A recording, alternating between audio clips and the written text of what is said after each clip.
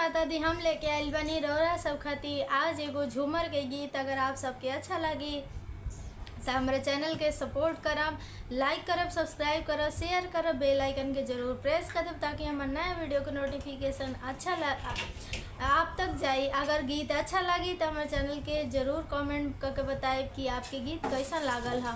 तो गीत पूरा जरूर सुना, बहुत अच्छा बा, बहुत प्यारा बाटे। तो चलिए सुनल जाओ झूमर के गीत। ऊपर पहाड़ नीचे खाई बलम हेलीकॉप्टर से आई हा हो। ऊपर पहाड़ नीचे खाई बलम हेलीकॉप्टर से आई हा हो। आई हा तो ए राजा हर वाले आई हा।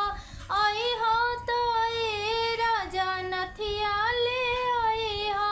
आई हा तो ए राजा टीका ले आई हा।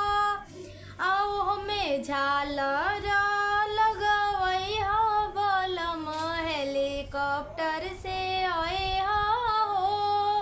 ऊपर पहाड़ नीचे खाई बलम हेलीकॉप्टर से आई हा हो। ऊपर पहाड़ नीचे खाई बलम हेलीकॉप्टर से आई हा हो। आई हा तो ए राजा चूड़ी ले आई हा। आई हा तो ए राजा कंगन ले आई हा। आई हा तो ए राजा झुमका ले आई हा।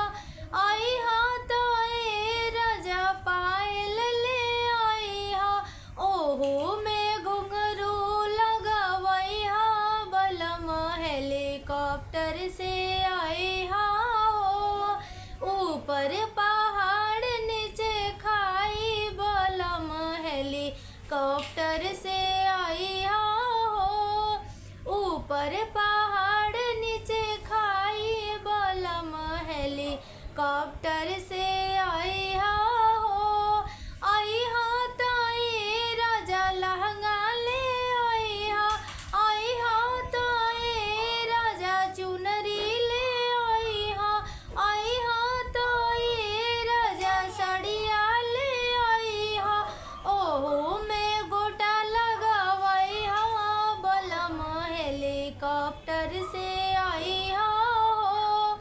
ओहो में गोटा लगवई हा बलम हेलीकॉप्टर से आई हा हो। ऊपर पहाड़ नीचे खाई बलम हेलीकॉप्टर से आई हा हो। ऊपर पहाड़ नीचे खाई बलम हेलीकॉप्टर से आई हा हो।